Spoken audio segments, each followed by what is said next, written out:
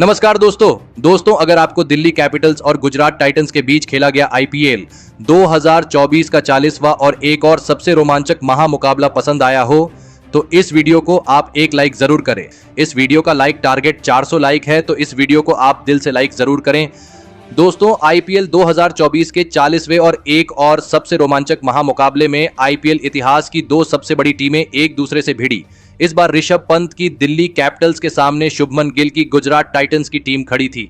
इस रोंगटे खड़े कर देने वाले महामुकाबले में गुजरात के कप्तान शुभमन गिल ने टॉस जीता और पहले गेंदबाजी का फैसला लिया और दिल्ली की टीम को पहले बल्लेबाजी के लिए आमंत्रित किया। उसके बाद रनों की बारिश करने के इरादे से दिल्ली के दो दिग्गज ओपनर बल्लेबाज मैदान में उतरे।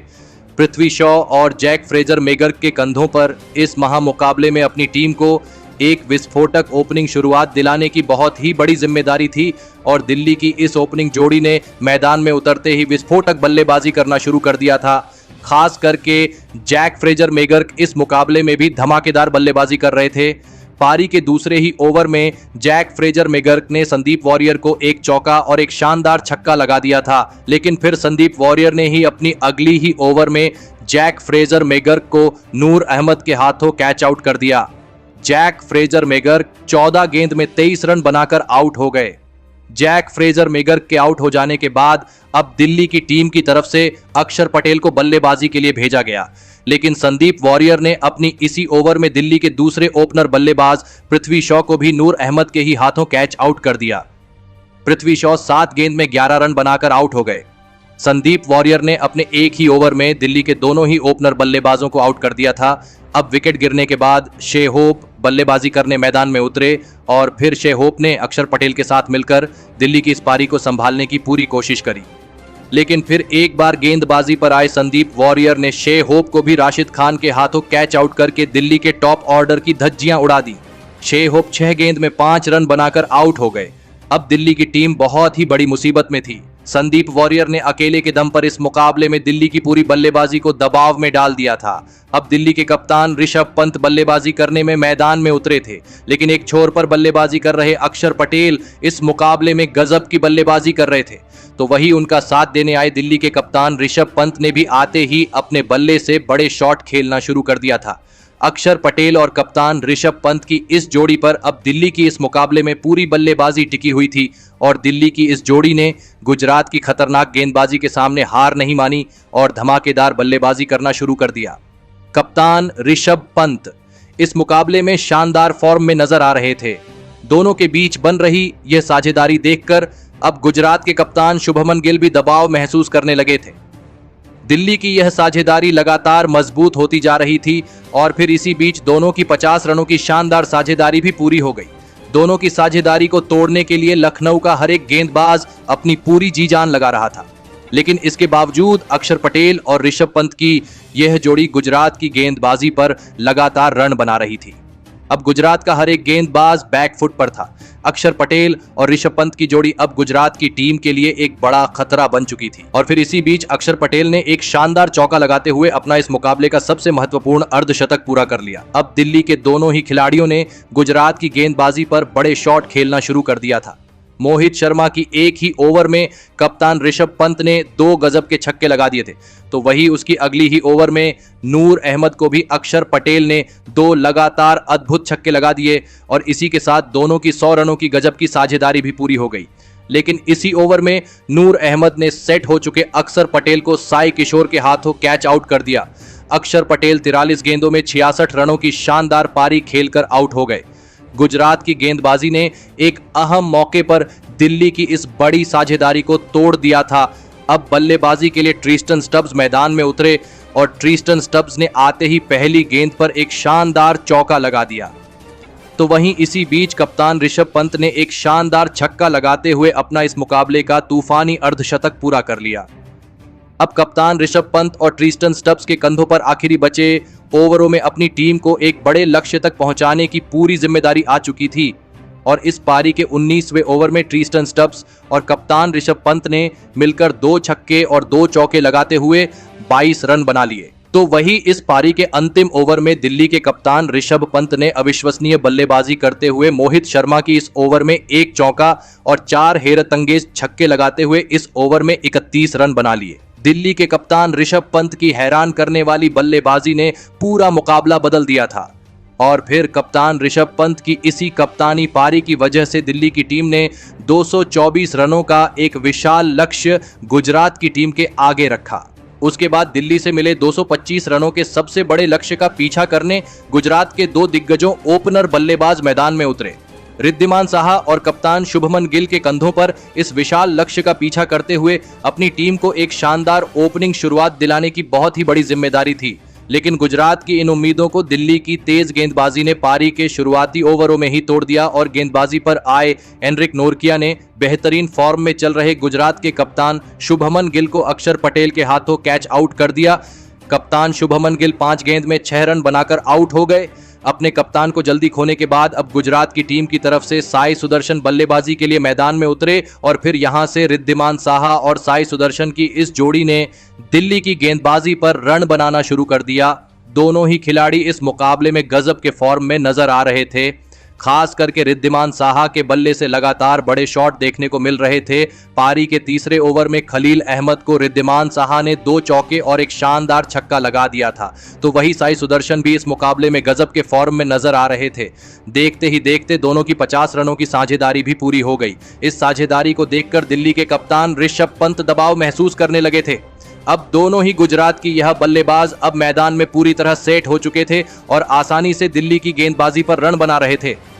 रिद्धिमान साहा और साई सुदर्शन ने मिलकर अब अपनी टीम को 95 रनों पर पहुंचा दिया था। लेकिन तभी सेट हो चुके रिद्धिमान साहा को कुलदीप यादव ने अक्षर पटेल के हाथों कैच आउट कर दिया। रिद्धिमान साहा 25 गेंद में 39 रन बनाकर आउट हो गए।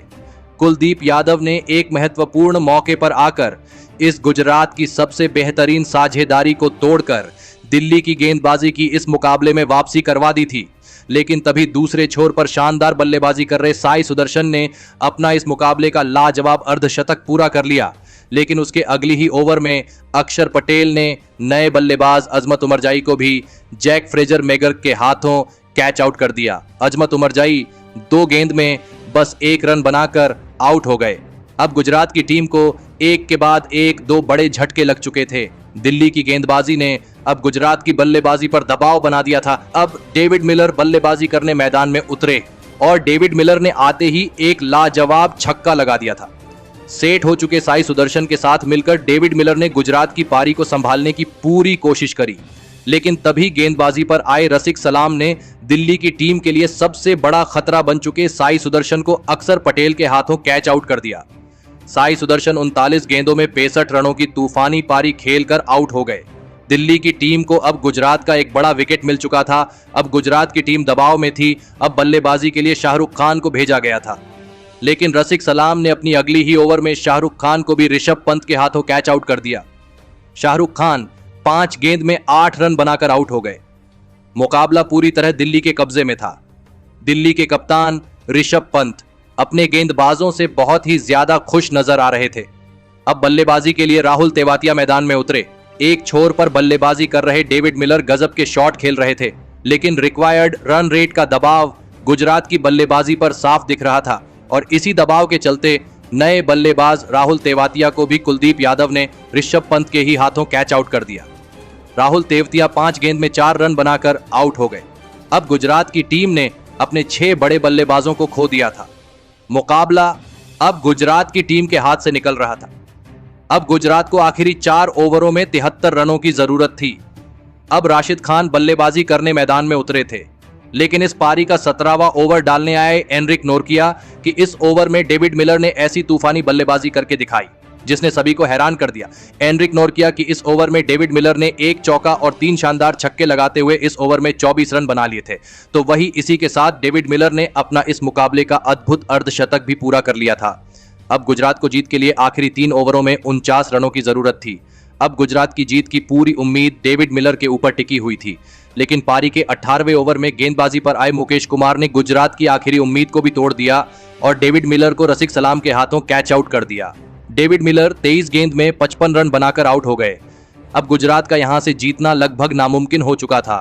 गुजरात की बल्लेबाजी ने अब सभी को निराश कर दिया था। अब गुजरात को जीत के लिए आखिरी 2 ओवरों में 37 रनों की आवश्यकता थी।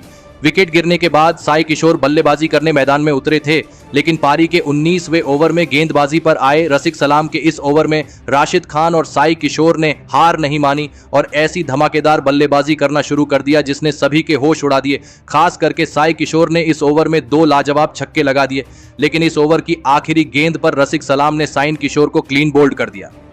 साई किशोर 6 गेंद में 13 रन बनाकर आउट हो गए, लेकिन इसके बावजूद इस 19वें ओवर में गुजरात को 18 रन मिल गए। अब आखिरी 6 गेंदों में गुजरात को 19 रन चाहिए थे।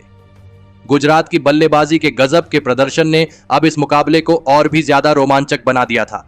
अब इस पारी का अंतिम ओवर मुकेश कुमार डालने आए तो वहीं अब उनके सामने राशिद खान स्ट्राइक पर थे और राशिद खान ने इस ओवर की पहली ही गेंद पर एक शानदार चौका लगा दिया। अब गुजरात को जीत के लिए 5 गेंदों में 15 रन चाहिए थे। सभी की नजरें अब राशिद खान पर थी और राशिद खान ने उसकी अगली भी गेंद पर एक और चौका लगा दिया। अब दबाव पूरी तरह मुकेश कुमार पर था। अब गुजरात को जीत के लिए 4 गेंदों में 11 रन चाहिए थे, लेकिन उसकी अगली गेंद पर मुकेश कुमार ने राशिद खान को एक भी रन बनाने नहीं दिया। अब 3 गेंदों में गुजरात को 11 रन चाहिए थे। मुकाबला रोमांच की हर एक सीमा तोड़ चुका था, तो वही उसके अगली भी गेंद पर मुकेश कुमार ने राशिद खान को एक भी रन बनाने नहीं दिया। अब गुजरात के पास 2 ही गेंदें बची थी और उन्हें जीत के लिए 11 रन चाहिए थे, लेकिन राशिद खान ने उसकी अगली ही गेंद पर एक शानदार छक्का लगा दिया। अब आखिरी गेंद पर गुजरात को जीत के लिए 5 रन चाहिए थे। अब इस आखिरी गेंद पर राशिद खान के ऊपर ही इस मुकाबले में सभी की किस्मत टिकी हुई थी, लेकिन गेंदबाजी डाल रहे मुकेश कुमार ने इस अंतिम गेंद पर राशिद खान को तक कोई बड़ा शॉट खेलने नहीं दिया और इसी के साथ दिल्ली की टीम ने इस दिलों की धड़कन रोक देने वाले महामुकाबले में 4 रनों से गुजरात की टीम को मात देकर इस मुकाबले को अपने नाम कर लिया। दोस्तों, गुजरात की बल्लेबाजी ने अंत तक इस मुकाबले में दिल्ली की गेंदबाजी को टक्कर दी, लेकिन इसके बावजूद दिल्ली की गेंदबाजी ने अंत में बाजी मार ली। लेकिन दिल्ली की इस महामुकाबले में जीत के असली हीरो रहे उनके कप्तान खुद ऋषभ पंत, जिन्होंने इस मुकाबले में केवल 43 गेंदों में 8 गजब के छक्के लगाते हुए 88 रनों की धमाकेदार पारी खेली और इसी के चलते दिल्ली की टीम इतने विशाल लक्ष्य पर पहुंच पाई और अंत में गुजरात को हरा पाई। तो दोस्तों, आपको ऋषभ पंत की यह कप्तानी पारी कैसी लगी और आप उनके इस धमाकेदार बल्लेबाजी के लिए उन्हें 10 में से कितने अंक देना चाहेंगे? आप अपनी राय नीचे कमेंट में देना बिल्कुल भी ना भूलें। धन्यवाद।